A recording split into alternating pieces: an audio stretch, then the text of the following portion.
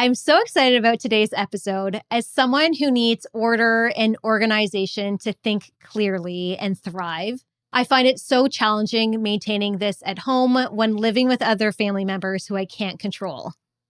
And I am one of those. I am a professional chaos maker, and I am everything that causes stress in Laura's life.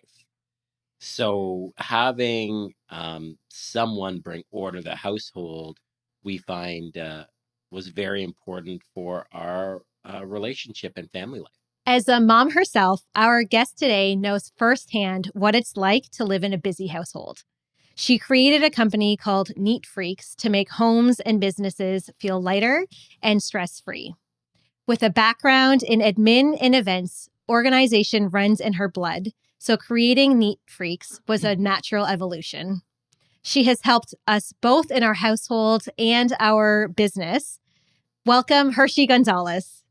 Thank you very much, Laura and Alex, for having me on today's podcast.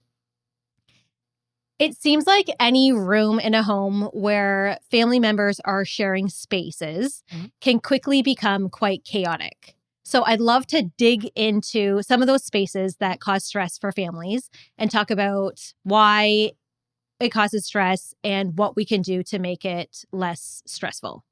So the first room in almost every household that I've gone into, the kitchen is the main space that is usually the most chaotic. And I think it's because the kitchen is where a lot of families spend the most time. It's where you're making your lunches, your breakfast, your meals every day. It's where everybody gathers. Usually, even at the end of the day, when you're having your dinner together, it's always the one spot in the house where everybody gathers. And it's always the most chaotic because everything is the kitchen is kind of the dumping ground.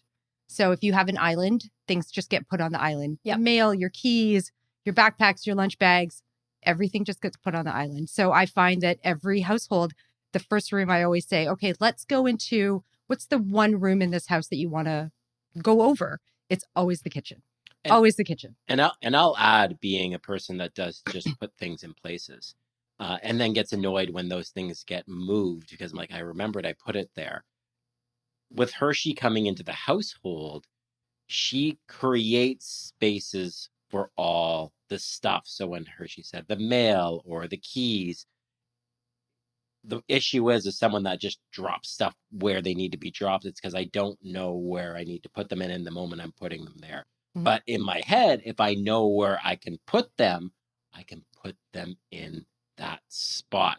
And having a third party come in to create that spot releases a lot of tension in a relationship because there isn't the argument of, hey, hun, where are my keys? I put them here. I remember putting them here. And then your spouse is like, well, I moved them because they don't go there. I'm like, well, where did you move them? And you get in this big argument about that because you've left them there for a reason. So having a designated spot is a fantastic thing that you can bring. Mm-hmm. And sometimes it just takes a different set of eyes to see things differently because you live in that home. You're used to the way things are. But if somebody comes in and says, well, what if we were to put this here or put this here? And it kind of gives you a different perspective because you don't see it in that light. Yep. That's because right. You're always so used to putting things in one spot. But if we were to say, you know what, let's move things around, let's switch it up and see how it goes, because now it's going to make sense to you where your keys should go, where your mail should go, where your lunch bag should go, instead of just dumping everything on your island. And it does take time for people to get used to that. And I don't want to say it's training. I think it's more of a conditioning where you're helping somebody to condition themselves to put things where they're supposed to go, as opposed to just dumping it on an island, which is usually where things go. Yeah. Any counter that you see, people are just going to put stuff. Yeah. But if you know when you walk in the door, your keys go here, your lunch bag goes here, mail goes over here, then it's just a bit easier, especially when you're having to find things. That's right. So you're saying Alex and the rest of the family members just need to be conditioned. Yes. Well, I'll agree. And what not just conditioned, but something Hersey also brings in is not only does she tell you where it goes, she labels where it goes. So there isn't confusion about where things are supposed to go. There is a label on it, which really takes a lot of the mental energy away of trying to figure something out. Because anyone listening on this, and if they have a busy household, you've been drained of so much mental energy working all day. And then you have the kids running around yelling at you, and you want to give, again, that intentional time to the kids. So you really don't have the extra mental energy to figure out where something needs to go. So if people think about it that way, let's reduce the mental energy figuring out where things need to go by having an expert come in to tell me where it needs to go, because they are the professional and they set up the whole system around it. You have just freed up more mental space in your mind to allow you to be more present and spend that quality time with your family, not spending the time arguing with your family about where are my keys. Yeah, exactly. Well, I love how you said that the kitchen is the number one space, because that was the first room you helped us with. Correct. Yeah, that was kind of like the gateway to helping us in our home. The kitchen was the first one. The kitchen. Yes, that's right. So if anyone is listening right now and wanted to implement some simple solutions, do you have any suggestions of what they could do today to better organize their kitchen on their own? Call Hersey. Well, so the first thing I always do is I do a consultation with clients. So I come into your home, we go through the areas of your house, and usually, as I said, the kitchen's always the first home. And when I look at someone's kitchen, things should always be within arm's length. So if you have a kitchen with an island in the middle and you have your dishwasher on the right-hand side of your sink, your dishes should basically be behind you. Or so you're sort of just turning around and being able to put your dishes away, as opposed to walking back and forth from one side of the kitchen to another. That's just a time waster. So I would say one of the main things is make sure that things are within arm's reach. Or if you're a cooker, I am not the cooker in the house, but my husband is right-handed. So everything is sort of on the right-hand side because that's what he's grabbing with his right hand. If you put things on the left hand, you're having to cross your body and having to move across your kitchen, which again is a bit of a time waster. So if you're looking for something that's a bit more efficient and will help you in when you're cooking to make it a bit more enjoyable for you again, is put everything that you would use on the right-hand side. So if you're left-handed, put everything on the left-hand side. Don't have your spices on the left side when you're right-handed, because that's not what you're grabbing. So when you go into your kitchen, sort of just in your mind, look at where things are in your kitchen.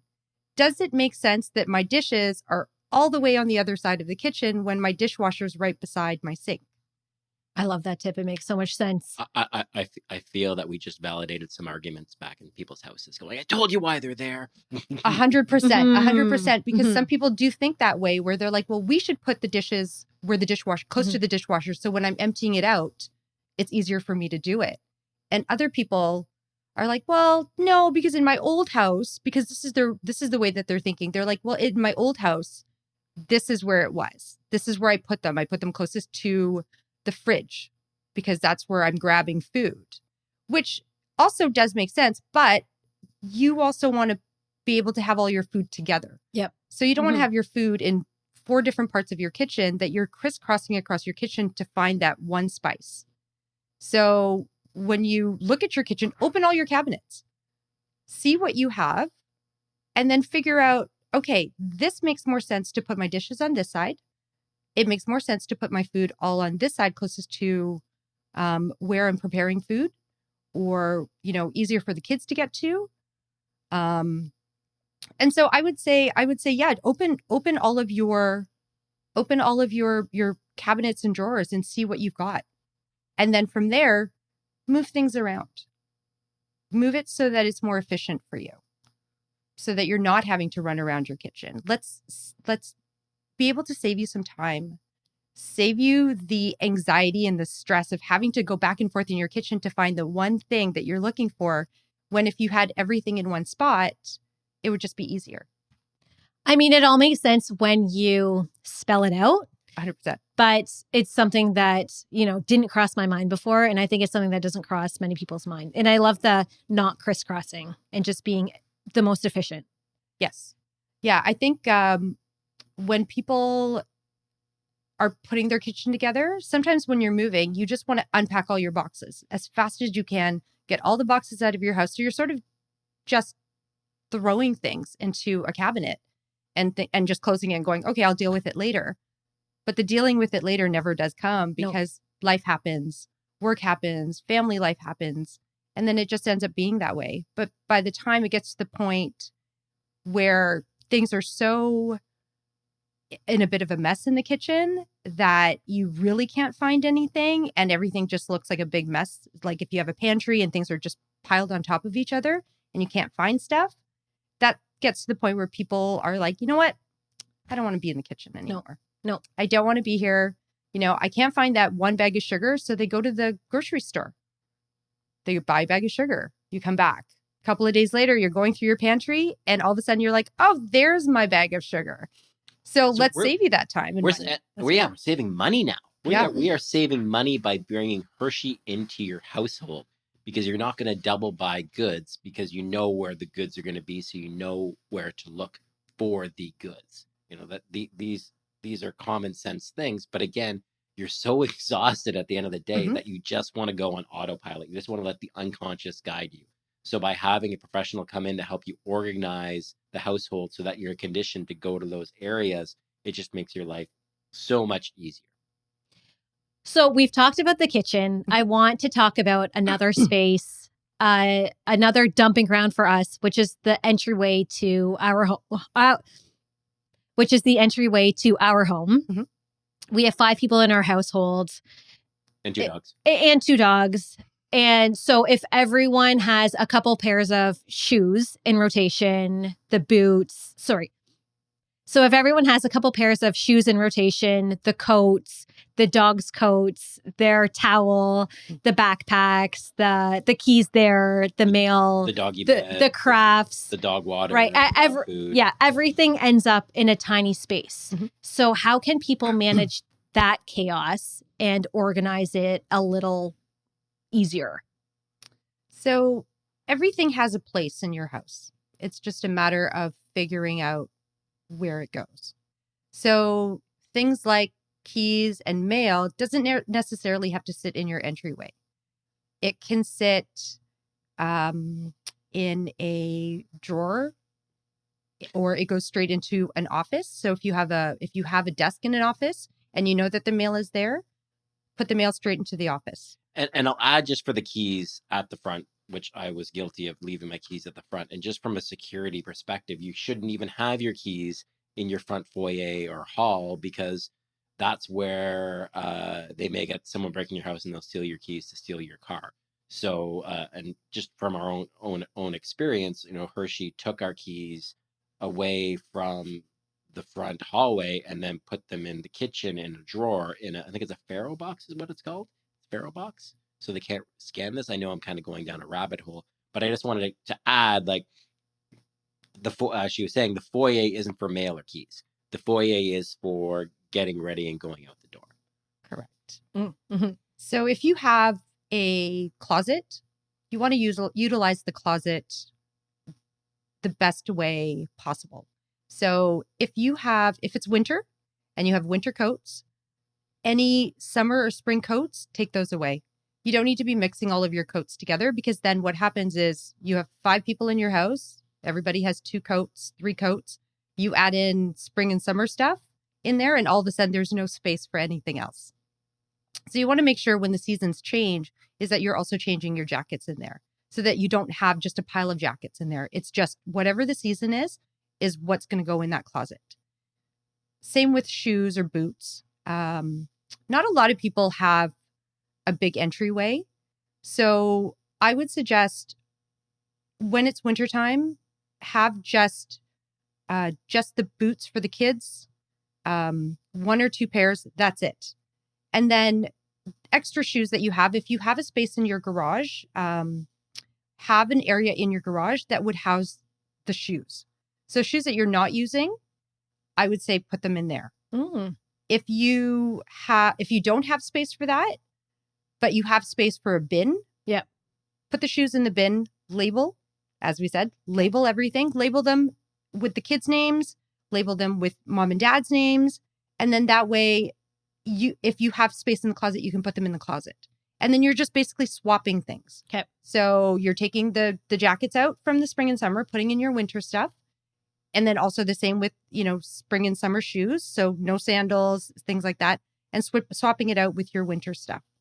So that way it creates a bit of a system for you, and you start getting used to just swapping things. So it's automatic. You're not having to think about it. You're like, okay, the seasons are changing. It's cold, it's winter. Let's swap out all the jackets and the shoes. So it starts to become just something that you do every day, sort of thing, like brushing your teeth. You're like, okay, seasons change. Let's just change all the stuff in the front closet. And then all of a sudden it's done. Okay. And you're not having so many things in there that are unnecessary. I feel like I need to go home and make some tweaks. Another good thing is to have baskets or bins and label them, especially if there are multiple children in the house at different ages. I would say have a different bin or basket for each child. And then that way, and have it so it's on the floor, or if you have like cupboards, shelving in your closet, you can put them there, but do it so that the kids can reach it. Yep. So when they're going outside or they're going to school, they know easily where their hats and their mitts are and their scarves. They can easily go and grab it. But then when they come back from being outside, they know where to put it back. And it's not just being dumped on the floor. So that's another thing too, is that with my son, when we come home, he knows exactly where to put his toque. He knows where to put his gloves, because we've started just since he was little, just making sure, okay, don't forget to put your stuff here. Don't forget to put your mitts here. So there's always a space for everything. Okay. So when people say, well, I need to purge, that's great. You could purge, but not everything has to go away. It just has to find a space in your home. Yep. That all sounds wonderful. I feel like our kids know where to find the hats and mittens, but they don't know how to put them away. That's just something, as I said, that's just a conditioning sort of thing that you're like, okay, don't forget, put your hats and mitts in your bin with your name on it. Kind of make it a bit of a game. Yep. That's a great tip. Kind of thing. And then, when they come home, they automatically just do it, because then you're not having to tell them all the time, because they're like, oh, last week mom said that I need to put my stuff in here. Yep. And they start to just do it. Okay. That's great. And I like adding, again, labeling the bins and having a designated space for them to put their stuff. Mm-hmm. If you didn't have that system in place and you just said to them, hey, kids, put your stuff away, they're just going to throw it in the closet. So it's out of sight. So it makes it actually easy for them to follow a system and process a regimen. They're conditioned to actually go. But if you don't have that system in place, then you're setting them up for failure. Yep, that's right. You want to set them up for success. Correct. Let's move on to another room. Okay. There are a lot of people working from home now. Mm-hmm. They may be using an office that's a shared space with the playroom at nighttime, or an office that's also a spare bedroom or a gym. How can these people use this room in a multifunctional kind of way, but keep it as an office during the day and not be distracted by all of the toys and the mess that comes with it during the day, and vice versa? At nighttime, when the kids are playing with the toys and you may have office type things like a laptop there, how do you use that space together but kind of keep them separate at the time when you need them?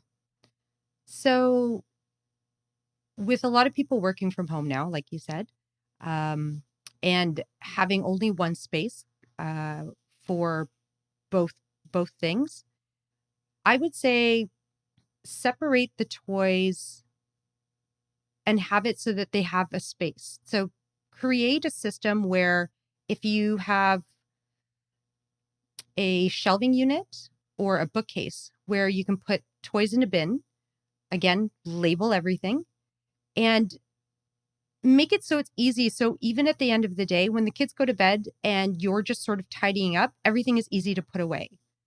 So you're not having to go through every single piece of toy to figure out where it's going to go in that space. And with the laptops and anything like that, I would say if you have a drawer in your desk, put the laptops away. Or if you have a backpack close by, put it in the backpack. So when you're done doing your work stuff, you're putting your stuff away as well, so that the kids don't get into it. But also it then creates a nice clean space for the next morning when you start. You want to always just have a clean workspace, especially when you have to start the next morning. Because once you have papers and pens and laptops and everything on your workspace, when you get there in the morning, it already looks messy. Yep, that's right. It already looks cluttered. And all of a sudden, your mindset changes because you look at your desk and you're like, oh, what is happening? And so sometimes, your mindset changes. But if you have a clear space, it all of a sudden starts your day a little bit different. I'll also add to your modeling for your children as well, for them to create a clean space. So if you're having that shared space and you have expectations of them to keep their toys cleaned up, but your desk is messy, you're not modeling going, hey, I keep my space clean. You got to keep your space clean too. Now I want to go down a little bit, another rabbit hole and tell a little bit of a story because Hersey came in, did a great job. We have this, is it a PAX or what's it called, Laura? What we have, because I think people should know what this is. Like the square thing. It's Calyx. It's Calyx. Calyx. Yes. Calyx. Yeah. How could I forget that? My name's Alex. But, so we have this Calyx system. Now, Hersey came in, did a great job. So you get the Calyx system, you get the bins that fit in there, and then you label the bins. So what's great about it is you have this big Calyx, you mount it to the wall. That's very important. You don't want the Calyx to fall on your children. That would be bad. So you get the Calyx, you install it, you mount it to the wall, you get the bins, and you label the bins as Hersey said. So you're creating a process for the kids going, where are my toy balls? Where are my Lego? They have a place to go. They just need to clean up. They don't have to think about where it needs to go. It has a space to go. But the story I want to tell is that when Laura decided to organize our playroom, it was during the pandemic. And IKEA was sold out of these Calyx shelving units. But Laura was bound and determined to get organization to the house. She's like, I cannot put up with this mess. We are organizing this house. So she went on Kijiji and found someone that was selling a Calyx system. I have no idea what this person was doing with the Calyx system.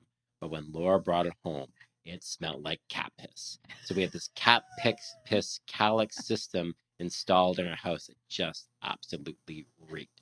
Luckily, she was able to find some cleaning system to remove the cat piss smell, but we had a cat piss Calyx in our house for a little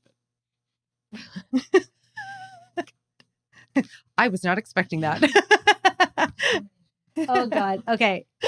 I want to make it very clear that I was easily able to clean that. It wasn't stained, and I actually think it was bleach that you were smelling. No. Anyway, it's disgusting. I just want to say it's in great condition. We actually still have it. And and if I thought that it was of any concern, I wouldn't have brought it into our home. The moral of the story is there's no excuse for not getting a Calyx, because you can always get a cat piss Calyx. Just look hard enough on Kijiji. Yeah, that's right. Yeah. Times are tough. Okay. Moving on from the office, playroom, shared space. Last room I want to talk about is a shared bathroom with all of the family members. How can, if you have 4, 5 family members sharing one bathroom, how can you keep that space tidy and organized and still functional?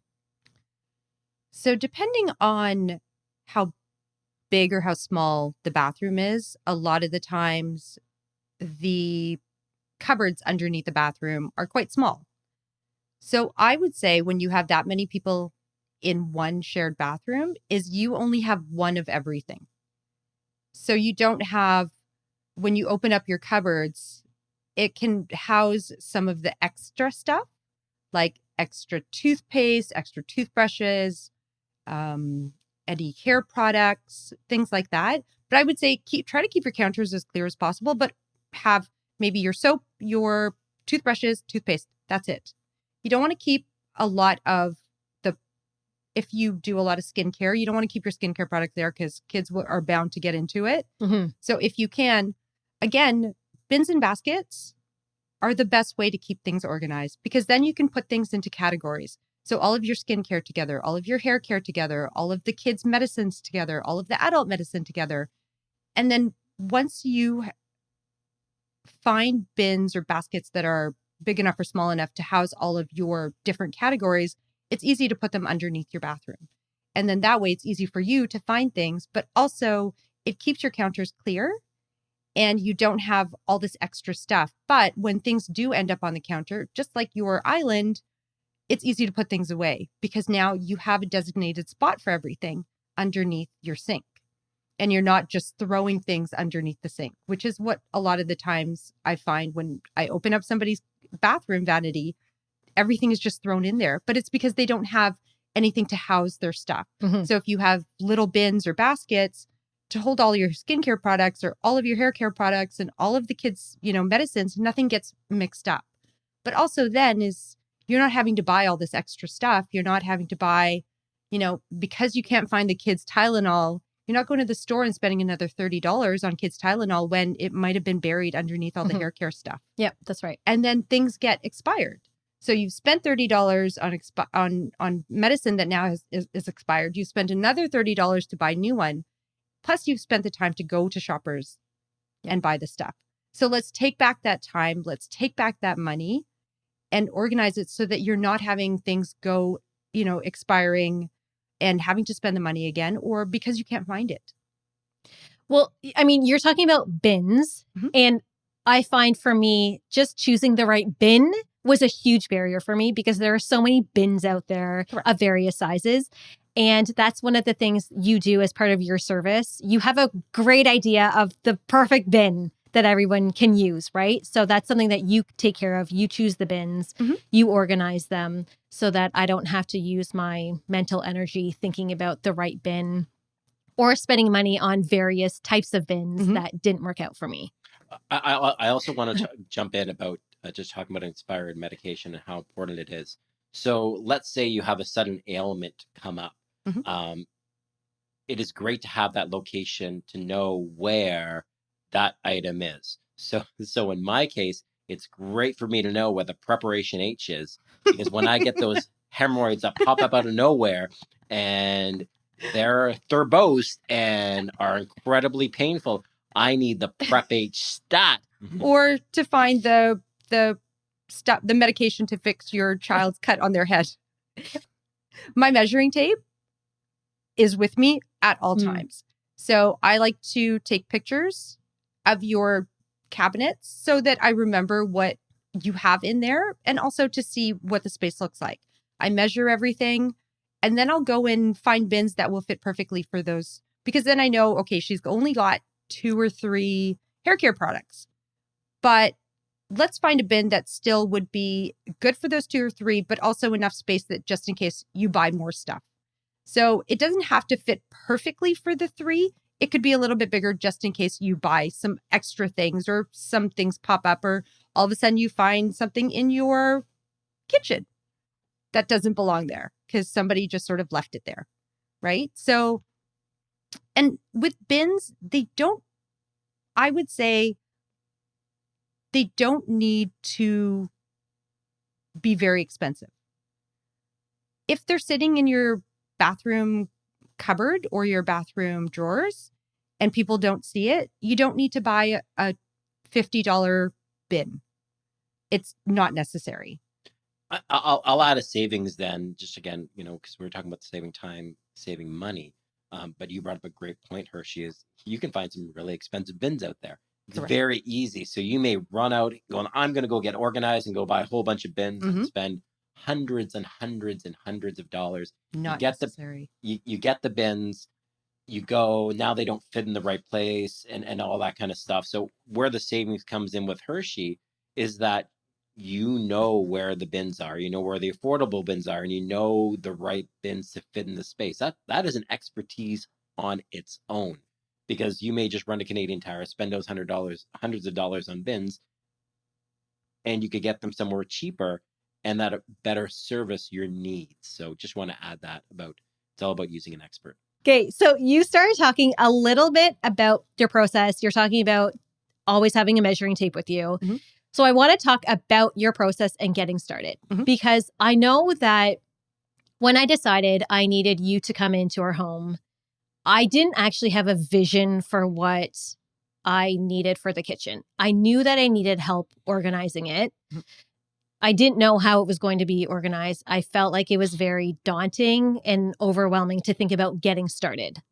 So for people who might not even have a vision, can you talk about your process and how you come in and how you're able to extract the needs from your clients and how you're able to provide them with an outcome that they're happy with? Okay. Yes. So, as I said earlier, the first thing I always do is usually we'll do a quick phone call and just kind of chit chat a little bit about what the client's looking for. And from there, I'll say, okay, well, why don't I come into your home? Let's do a quick 1 hour consultation. We'll go through your house.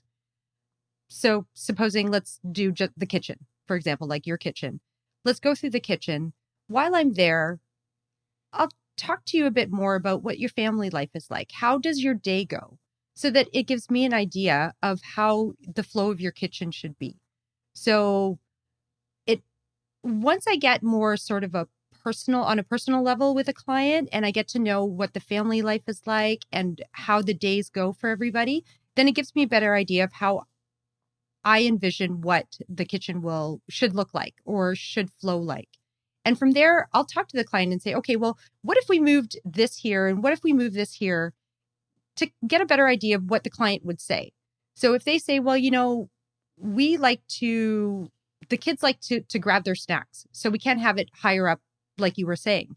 So that's a good thing for me to know, because then I'm going to switch it. I'm going to switch my mindset and go, okay, so where their snacks are right now shouldn't be there. It's got to be in a different place where the kids can reach it. So now I'm writing notes so that I remember that when I come back, I can say, okay, this is where things are going to go. I take pictures of everything. I take measurements of everything. I write notes on everything so that when I come back, I remember and I'm not having to ask them again. Because then at the end of the day, when I'm done everything and they open up a drawer and all the snacks are there, they go, oh, you remembered that this is where the kids pick up their snacks. It has to be lower down so that they're able to do it themselves. So usually when I come in, as well as having a different set of eyes in somebody else's space, it gives me a better, it gives the client a better understanding, because it's somebody that doesn't live in that home. So I can come in and say, hey, you know what? Let's move this around because this makes more sense. What do you think? Would this work with you and your family, as opposed to the way that you have it right now? So having a third set of eyes there, or just a different set of eyes, gives the client a different perspective on their house as well, because it's somebody on the outside that's going, you know what, that you might not think it this way, but what if we were to move everything and switch everything around in your kitchen and see how that goes? And after a while, after they start using it, they go, wait, this makes more sense, because it's somebody who doesn't live there and can just look at the whole picture, as opposed to just sort of that tunnel vision of, okay, well, this is how it's always been. Why would we move it? But once you move things around and it makes more sense for everybody, they go, oh, wait a second. Okay, I get it. Yeah, it makes so much sense the way you set it up, because it's very intuitive the way you set it up compared to, if I can recall, how I previously had the kitchen or certain rooms set up, right? The way I had set it up, you would almost need a tour. For anyone who's using the kitchen, they would need a user manual. But the way you set it up, for anyone who's using that space, whether it's the non-cook or the cook or other family members or support partners coming into the home, it's very intuitive. They can just open up cupboards. They have a very clear idea of where things are. Yes. You want to make it so it makes sense to everybody, but you also want to do it so it's easy. It's easy for you in that moment, but also easy moving forward. So it's easy for everybody to maintain, and you're not having to search for stuff, because I always say to clients, let's keep it simple, but also keep it easy. You don't want to have it so there's just so much stuff that you just can't find anything. So you want to make it so it's easy for everybody to find things, even if, you're baking. If you're baking and you have a baking area, that all the baking products are together, and that you don't have everything sort of all over the kitchen that nobody can find anything. Again, then you're having to run to the store to buy stuff. Again, there's your time waster. There's your money going out the window. when if you had everything in one spot, it's just easier to find. If there are any takeaways that you can give to parents, what would you advise them? So I think the main thing would be don't put it down, put it away. So it was something that somebody had said to me, and it kind of just stuck, that don't, like Alex, don't put your keys in the front hallway, put it away in the drawer where it's supposed to go. But if you don't have a place for your keys to go, then obviously there's an organization that needs to happen for you to be able to put things away where they should go. So again, don't put it down, put it away. Like with kids' clothes or kids' mittens and gloves, don't just have them put it down on the floor in the front hallway, have them put it away, hang up their jackets. And then they just get into that habit of doing it. And it will carry on to when they're an adult because they'll just continue to keep doing that. That's right. So saving a step, right? Because by putting it down and then you have to put it away later, that's 2 steps. Correct. So now it's just 1 step. You're just putting it away right away. Correct. I want to shift gears for a second and talk about the mindset of recognizing that you need a home organizer. Mm-hmm. When I wanted to organize our space, I am the systemized individual within our relationship. I was never going to turn to Alex to help me organize our kitchen because that's just not the way he operates. But I can see in many households that if one person feels they may need a home organizer, the other person may disagree and feel that they can do it themselves and want to try it themselves.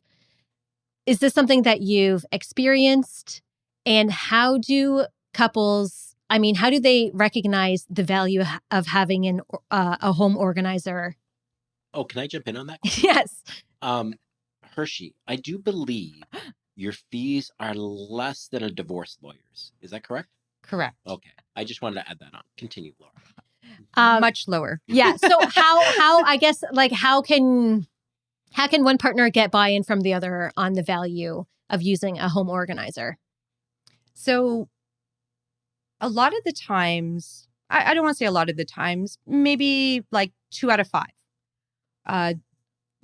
The partner or spouse or whoever the second person is in the house usually will say, yeah, we can do it ourselves. We could do it. We've got the time to do it. But the thing is if you do have the time to do it and you can do it, you would have already done it. Right? So when I come in and I go through the house, I'd like to have both partners there, because then if the person that is sort of iffy about it and like not really buying into it, they can hear sort of the thought process.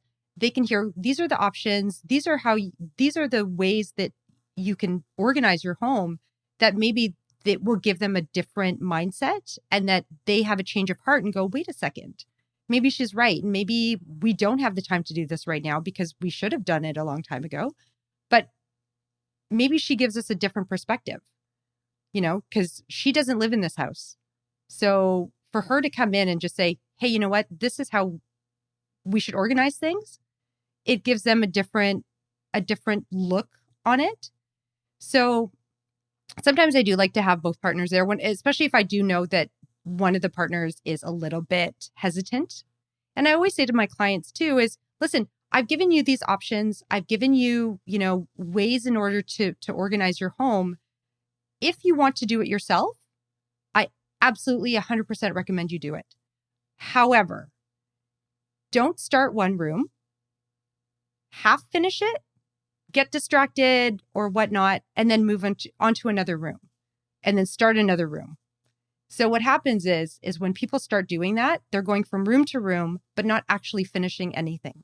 So by the end of the day, you're like, well, I've kind of done this room, but then the room looks even more in shambles than when you first started, or it looks even more disorganized and now you really can't find anything.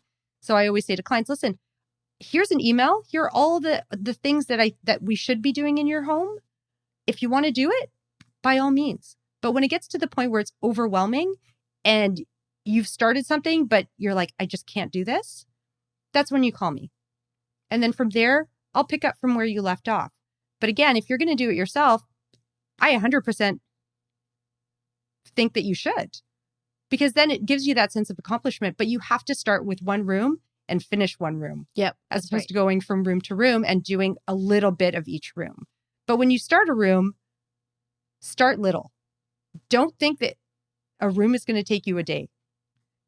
I can probably do something in a day, but it's because that's my job. This is what I do. However, for the average person, when they're not as organized and they have to start organizing something, it 100% will not take them a day to do. But don't think that you can finish a room in a day. It's not going to happen. And I'll also add, they won't be able to do it in a day because they'll go in, we're going to organize it, but do they have the bins? Do they know where to get the bins? So then you start organizing. You're like, oh, I need this bin. Then you go to Canadian Tire. Oh, by the way, we live in Toronto for those that are listening. Everything takes a minimum 30, 45 minutes each way to get to and then back.